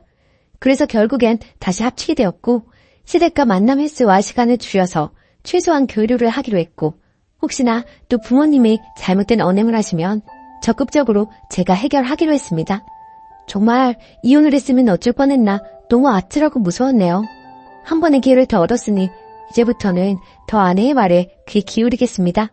정말 감사합니다. 댓글. 부모 앞에서 아무 말도 못할 수는 있는데 그게 반복되는 순간 아내를 어떻게든 부모와 떼어놓았어야 해요. 직접적으로 개입해서 아내를 도와줬어야죠. 그런 모습도 안 보이는데 어떻게 평생을 같이 살 수가 있나요? 댓글 2. 너희 부모가 문제가 큰 게 아니라 이 험한 세상에서 겨우 자기 부모도 못 막아주는 네 놈을 믿고 살 수가 없다는 거예요. 글만 봤는데도 님이 얼마나 찐따 같은지 잘 느껴지는데 님이랑 살 부비고 사는 마누라는 어땠겠어요? 오만정 털릴만 하지. 이 와중에 부모 탓만 하고 있는 거 보니까 평상시에 다른 일에도 어떤 태도일지 뻔하네요. 한 번 더 기회가 있으니 잘하세요. 일단 지금은 그냥 시부모님이랑 아예 안 만나게 하는 게 낫겠어요? 오늘의 사연은 여기까지입니다. 안녕하세요. 다름이 아니라 오늘 좀 황당한 일이 있어서 이렇게 글을 쓰게 되었어요. 글쎄, 시누이가 어머니한테서 돈을 빌려간 걸 오늘 알게 되었어요. 한 10년째 어머니 생활비 제가 20만 원씩 드리고 있어요. 어머니는 월세 좀 받아서 생활하고 계십니다. 전 시누이가 용돈 15만 원씩 준 지 한 8년 정도 되는 걸로 알았는데 시어머니의 쌈짓돈이 제법 많으셨네요. 시누이가 어머니 돈 죄다 융통해서 쓰고 있는 줄 그간 몰랐었어요. 시어머니랑 대화 중에 제가 저희 아파트 중도금 때문에 힘들다고 했더니 빌려주시겠다고 하시더라고요. 솔직히 좀 놀랐어요. 그리고 어떻게 저희 중도금은 저희 능력으로 해결할 수 있기 때문에 거절은 했는데요. 시누이가 어머니 돈 야금야금 가져가고 있었으면서 시침이 딱 되고 언제나 길에 등등했던 걸 생각하니까 너무 얄밉네요. 저희 시누는 저에 대한 배려는 하나도 없는 사람이거든요. 친정에 와도 손 하나 까딱하지 않고요.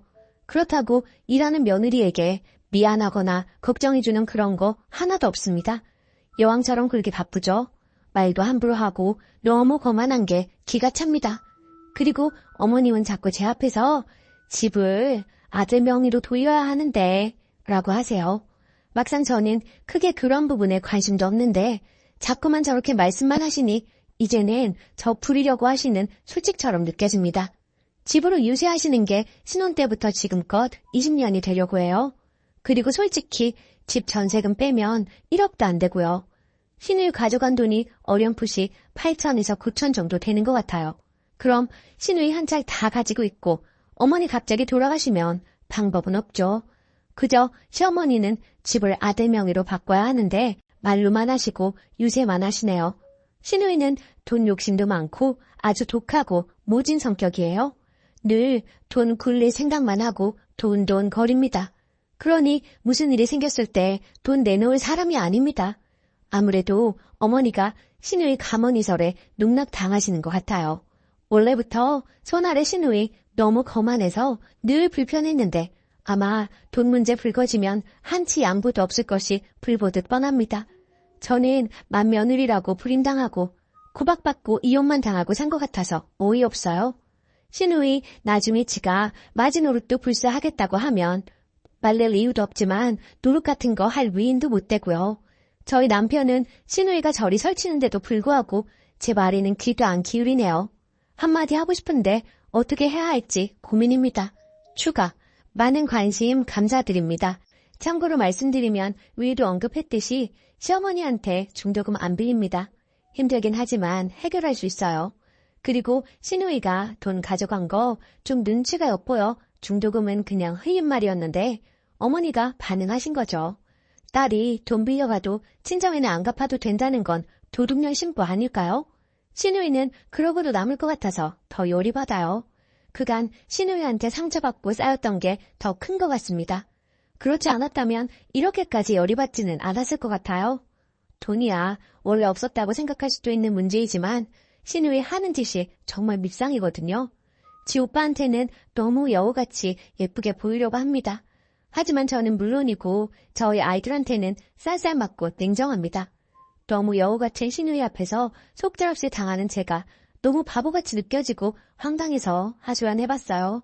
집에 들어가니 시어머니는 시누이 사진 닦고 계시고 자기 딸은 너무 아까워 부엌 근처에는 얼씬도 못하게 하시는 분이 돈까지 다 빌려주셨다고 하니 속상하더라고요. 팔이 안으로 굽는 건 맞는데 남의 자식 대하듯 며느리를 이렇듯 소외시키고 자기들 좋은 대로만 행동하는 시어머니랑 시누이가 얄미워요. 늘 부엌부터 들어가는 며느리에게 말 한마디 따뜻하게 할 줄 모르는 시누이. 더 이상 상대 말고 무시해버려야겠어요. 자기 친정에서 돈을 빌리던 말던. 그리고 집 명의 문제는 남편 보고 적극적으로 알아보라고 하려고요. 괜히 며느리가 나섰다가 모양만 이상해지니까요. 조언 정말 감사했어요. 댓글 1. 쓰니님 서운하고 섭섭하시죠? 오죽하면 봄볕엔 딸 내놓고 가을볕엔 며느리 내놓는다고 하겠습니까? 쓰니님도 아이들 계시지요? 옆집 아들딸하고 내 아들딸이 같은가요? 달라요. 시어머니가 시누이를 아까워하고 사랑하는 거 그건 뭐 어쩌지 못해요. 님도 대신 님이 친정에서 사랑받는 딸 아닌가요? 누가 이해해주기 바라지 마시고요. 님의 권리 스스로 찾으세요. 며느리라 왜 부엌부터 들어갑니까? 그것부터 바꾸세요. 시댁팔길 자주 가지 마세요. 서서히 줄이시던지요. 댓글 2. 야박하시네요. 시어머니한테 용돈 드리는 20만 원, 말 그대로 용돈이지 생활비는 아니죠. 결국 시어머니가 약간의 경제력이 있다는 건데 설사 경제력이 없어도 내 손 떠난 돈의 쓰임 출처까지 이렇게 검사해야 하는지요? 어머니로서는 시누이가 딸인데 아들만 자식인가요? 그리고 아들, 딸 입장을 떠나 자식된 도리로 용돈 드리는 거 아닌가요? 아들이라 나중에 집 물려받을 생각에 용돈 드리는 것인지요? 그냥 내 남편의 부모니 말 그대로 용돈 드리는 거로 생각하세요. 집집이 모두 경우에 따라 다르겠지만 시어머님이 재산을 물려주시면 고마운 거고 안 주셔도 할 수 없지 않나요? 시어머니 재산 시어머니 맘대로 하시는 건데요. 조금만 너그럽게 생각하세요. 두 번째 사연. 의사 아들이라고 생활비 300만 원 요구하는 시댁 힘들어요. 저는 결혼 3년차 주부입니다. 30살 간호사와 33살 레지던트로 만나 결국 결혼까지 꼴이나게 되었습니다. 그런데 결혼할 당시에 저도 사회생활을 늦게 시작했고 신랑도 사회생활을 늦게 시작해서 모아놓은 돈이 한 푼도 없었습니다. 게다가 양쪽 집안의 형편이 좋지 않았던 터라 예단 예물 혼수 다 생략하고 결혼식만 올리기로 했습니다. 이 생각은 전적으로 제 신랑의 생각이었고요. 그렇게 결혼을 하고 신랑이 전문의를 따면서 신랑 앞으로 대출을 받아 34평 아파트를 한 채 장만했습니다. 거의 대출을 이용해 아파트를 분양받은 셈이 되겠네요. 그리고 남편의 연봉이 8,500인데 전문직이라 세금이 꽤 많이 떼이는 편입니다. 참고로 저는 신랑의 권유로 일을 그만두고 2세 계획에 전념해 있는 상황이고요. 전적으로 신랑이 받아오는 월급으로 생활하고 있는데요. 그 월급의 50% 이상은 대출 상환금으로 나갑니다. 원금 플러스 이자 포함해서요. 그리고 집을 사면서 승용차까지 사서 할부금이 나가고 있는 상황이고요. 거기에 각종 보험, 세금, 생활비, 적금 등등 게다가 신랑 의대 다닐 때 학비 대출받은 거 장기를 받아서 아직도 남아있습니다. 그거 다 떼고 나면 100에서 150 정도가 남습니다. 그리고 제 신랑의 계획은 시댁의 용돈 70만 원, 저희 친정에 70만 원 이렇게 드리려고 했었다고 합니다. 그런데 저희 친정 같은 경우에는 넉넉한 형편은 아니지만 아버지가 공무원이셔서 두 분 먹고 사시는 데는 지장이 없기에 저희 형편에 맞춰 용돈을 30만 원으로 줄이자고 했고 얼마 전까지만 해도 우리 집 30만 원, 시댁 70만 원 이렇게 용돈을 드리고 있었는데요. 이번 시어머님 생신 때 시어머니께서 저희 신랑을 안방으로 부르시더니 다른 의사 가진 부모님은 예단에 지참금까지 받는다던데 우리들은 뭐냐? 그런 거 하나 받은 거 없고 완전 꽁으로 결혼을 했어. 용돈이라도 한 달에 300만 원 줘라. 그래야지 원 이거. 저희 신랑도 월급 받으면 뻔히 어디로 들어가는지 잘 알고 있었기에 착잡해 있었고요. 그리고 이번 달 시부모님 용돈 보내드리던 날짜에 도저히 300을 맞출 수가 없어서 일단 100만 원을 보내주었더니 다시 저희 통장으로 재송금을 하셨더라고요. 그걸 알게 된 신랑, 화가 났는지 바로 시댁으로 전화를 하더라고요. 유목조목 설명시켜 드리더라고요. 앞으로 연봉 협상이 더 잘 되면 그때 300으로 용돈 드리겠다고 사정 아닌 사정을 하고 이해를 시켰고요. 그런데 그 후부터 시부모님들의 태도가 180도 달라지셨습니다. 한날은 시댁에 가서 TV를 보고 있었어요. 참고로 시댁과 우리 집의 거리는 승용차로 2시간 30분이 걸립니다. 그래도 한 달에 한 번 이상은 꼭 가려고 노력하고 있고요. 그런데 TV 보시면서 시어머니께서 하시는 말씀이 저 들으라는 듯이 원래 집안의 경제는 여자가 조정하는 건데 저렇게 여자가 돈을 쥐고 있으니 시댁 식구들한테 돈을 쓸 리가 없지 하시면서 마구마구 비난을 하시더라고요. 그리고 동서가 고구마를 구워왔는데 저한테는 먹어보라는 말 한마디를 안 하시더라고요.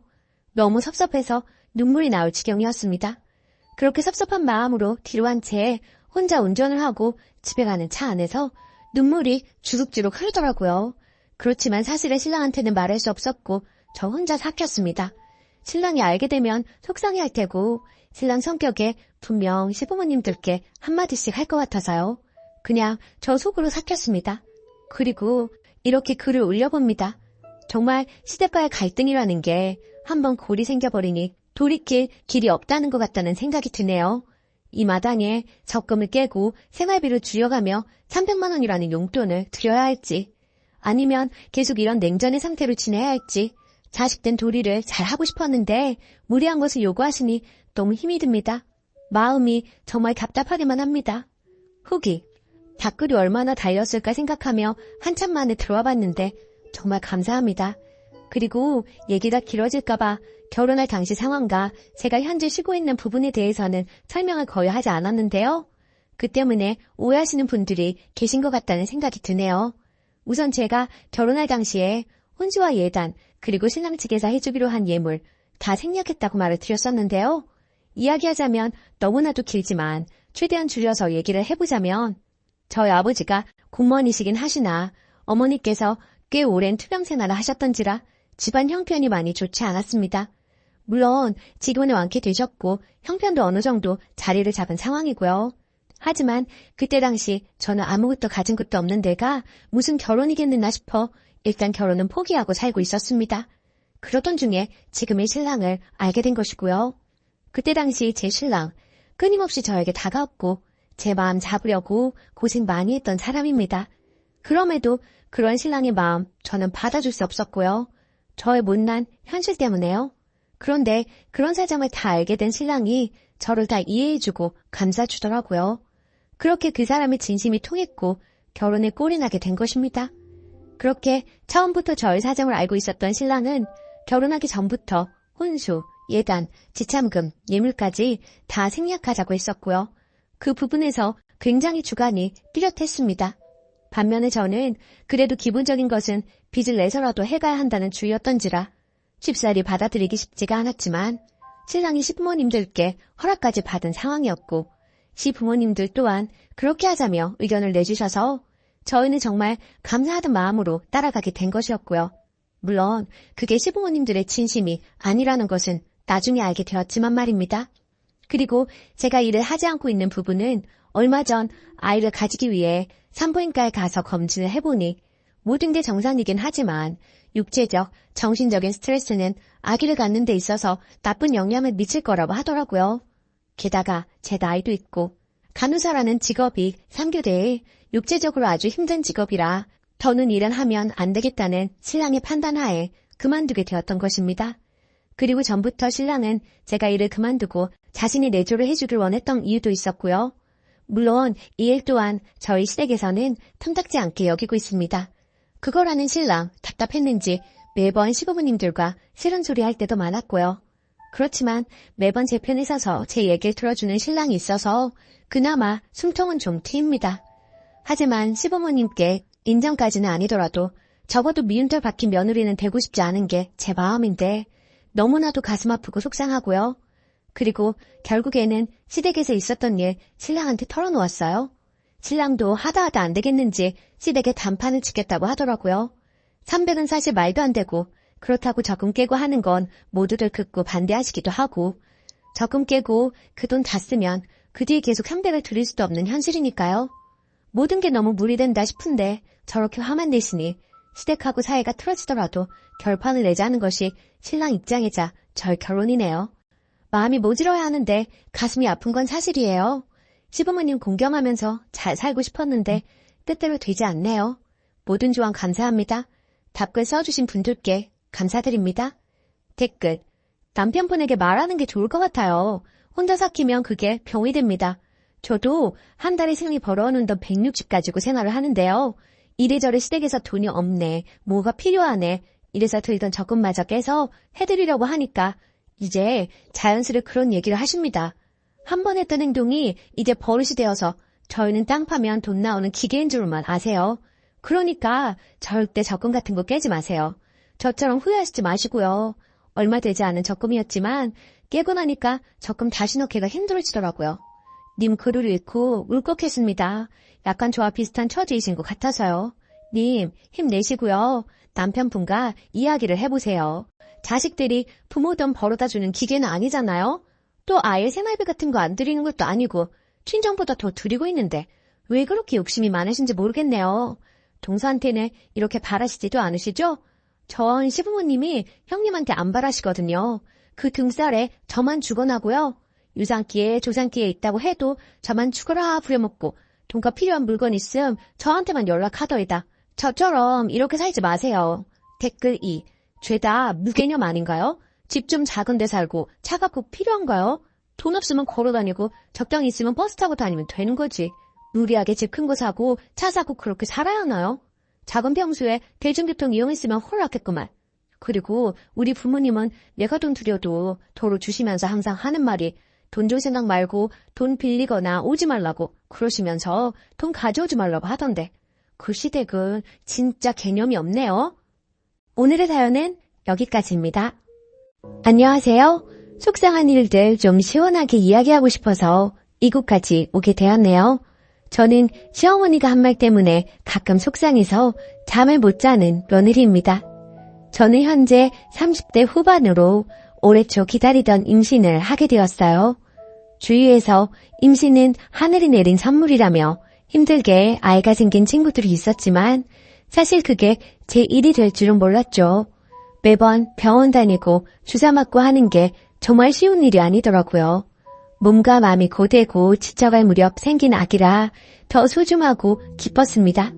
그런데 임신 26주부터 계속 피가 비쳐 병원에서 움직이지도 말고 집에만 있으라는 말을 듣게 되었고 정말 집 밖에는 나가지도 않고 누워있는 생활이 지속되었습니다. 결국 나중에 고위험 산모실에 2주 동안 입원해 자궁수축 억제제를 맞고 버텼으나 약물 부작용과 조기 진통으로 33주 되는 날 응급제왕으로 출산하게 되었어요. 뭐든 자연스러운 게 좋은 것인지 그래도 출산하는 것보다는 수술이 쉬울 거라고 생각했는데 공포 그 자체였어요. 수술 깨고 나서도 제가 계속 헛소리하면서 눈물만 흘렸다고 하더라고요. 하지만 제 건강보다 중요한 건 아기였습니다. 아기는 출산 직후 인큐베이터에 들어가게 되었고 많은 걱정 속에 약 한 달간 인큐에 있다가 태어나게 되었어요. 한편 시어머니는 올해 초 유방암 초기 판정을 받은 상태셨어요. 바로 선항암 수술을 받았으며 아기를 출산할 때쯤에는 방사선 치료를 받고 있는 중이었습니다. 그런데 문제는 출산 후 시어머니의 잦은 전화와 통화 내용으로 제가 엄청나게 스트레스를 받게 된 것입니다. 응급 제왕한 다음 날 저에게 수고했다는 말도 없이 아기의 상황을 물어보시더니 아기가 엄마 목소리 갑자기 못 들어서 무서워할 것 같다. 매일 네가 가서 목소리라도 들려줘야 하는 거 아니니? 하시더라고요. 신생아 중환자실에서 아기 면회 안 된다는 거를 여러 번 설명해도 이해를 못했어요. 그리고 아기가 집에 오고 나서는 거의 2달간 2, 3일에 한 번씩 전화했는데 주로 가족 단톡방에 보낸 아기 사진을 보고 요즘 육아 방식에 맞지 않는 이상한 지적들을 계속해서 하셨어요. 정말 사진 보내기 싫을 정도로요. 이를테면 아기 사진 보내면 뜬금없이 아기 양말 신겨라, 발 시렵다, 애 감기 걸려. 또 애가 젖병을 들고 있으면 분유 먹이지 마라, 엄마 모유를 먹여야 건강한 거야. 안 그래도 일찍 나온 애 네가 관리를 잘해야 하는 거다 하시기도 하고, 백태를 거지에 요구르트를 묻혀서 닦아봐라 등등 얘기하셨어요. 그런 말들을 아기를 키워본 선배로서 하실 수 있는 말이라고 100번 이해해도 그 뒤에 시어머니 본인의 하루 일상 이야기, 음식 잔소리 등을 최소 30분, 최대 1시간 통화로 얘기하시니 너무 지치더라고요. 저는 당시 아기가 신생아라 3시간에 한 번 수유하고 모유랑 분유 혼합 수유하던 시기라 진짜 3시간에 한 번씩 쪽잠 자서 너무 힘들었거든요. 진짜 울고 싶은 상황이 여러 번 있었는데 그래도 시어머니가 투병 중이라 마음을 상하게 하고 싶지 않았고 조산을 경험하지 못하고 신생아 육아에 대한 기억이 오래돼서 가물가물하신가 보다라고 생각하고 이해하기로 했어요. 조산 과정과 제 심정, 육아가 녹록지 않은 상황을 디테일하게 2-3번 설명하면서 이해시키려고 노력했습니다. 근데 어느 날 아기의 병원 정기검진 날에 전화가 와서 통화하는데 시어머니가 아니, 아기가 왜 이렇게 자주 병원에 가냐? 하시고 물으시더라고요. 그래서 제가 큰일이 있는 건 아니고요. 아기가 일찍 세상에 나와서 잘 성장하고 있는지 확인하는 건데 다행히 이슈 없이 크고 있으니 걱정하지 마세요. 라고 했더니 웃으면서 네가 아기 내보낸 건 아니고? 라고 얘기하시는 겁니다. 순간 잘못 들은 건가? 했는데 다시 웃으면서 아기는 엄마 뱃속이 좋아서 더 있고 싶었는데 네가 내보낸 거 아니니? 라고 얘기하셨어요. 그 뒤로 마음이 너무 상하고 슬프기도 하고 화나기도 하고 전화 끊고 나서 남편에게 이 이야기를 했고 남편도 너무 충격받고 미안해 하더군요. 그 뒤로 저는 정신건강을 위해 시어머니랑 거리를 둬야겠다고 생각하고 부재중 답 전화도 안 하고 가족 단톡방을 보지 않았습니다. 그랬더니 시어머니가 남편에게 제가 왜 그러냐고 물었고 화가 난 남편이 한 소리를 했더니 시어머니와 아휴 걔가 그렇게 말하디? 나는 그냥 며느리한테 농담한 건데 걔가 좀 예민한 것 같다. 뭐 내가 악의적으로 그런 말을 했겠어? 농담으로 한 거지 하셨다네요. 시어머니의 뻔뻔한 반응에 남편이 더 화가 나서 엄마, 며느리가 예민한 게 아니고 어머니가 농담으로 할 수 없는 얘기를 한 거예요.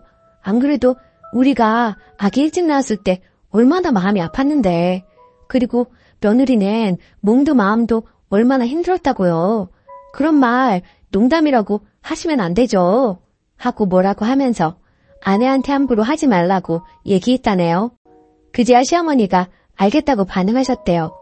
그렇게 상황이 마무리되었는데 저는 생활하다 불쑥 그 말들이 떠올라요. 시어머니의 비상식적인 말이 떠오를 때마다 그때마다 화가 나서 다시는 보고 싶지도 목소리도 듣고 싶지 않다는 생각이 드네요. 그래서 앞으로 올 설날에 너무 시가에 가기 싫은데 남편, 아기, 그리고 치료 중인 거 고려하고 꼭 참아야 되는 건지 혼자 답답하고 너무 스트레스 받는 중입니다. 어떻게 하는 게 현명할까요? 후기. 결국 이번 설에는 안 가기로 남편하고 합의했어요. 아이 때문에 움직이기도 어렵고 다 안 가기로 했고요. 지금은 시어머니랑 불편하고 어색하겠지만 점점 이렇게 멀어지는 분위기를 만들어야 나중에 서로 힘들지 않을 것 같네요.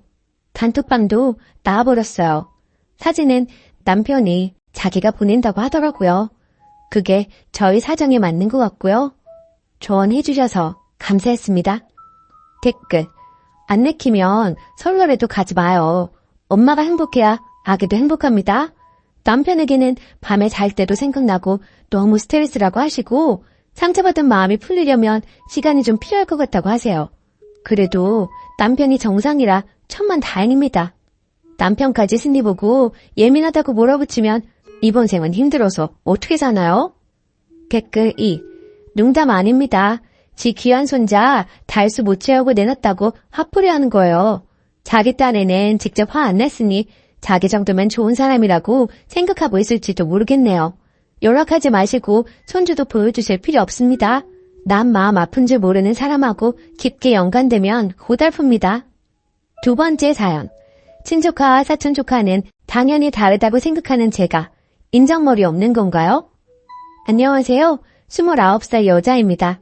제 상식과 벗어난 일을 겪어서 이곳이 결혼하시고 실제 조카, 자녀가 계신 분들이 많을 것 같아 조언 좀 구하고자 이렇게 글을 남깁니다. 제목 그대로 사촌조카와 친조카는 당연히 다르지 않나요? 사촌언니는 외동이고 사촌조카는 올해 7살, 4살, 친언니의 딸은 올해 3살입니다. 사촌언니는 외동이고 저랑 10살 차이가 나고 제가 아기를 좋아하는 편이라 친언니 아기가 없었을 때는 사촌조카 출산, 돌, 갑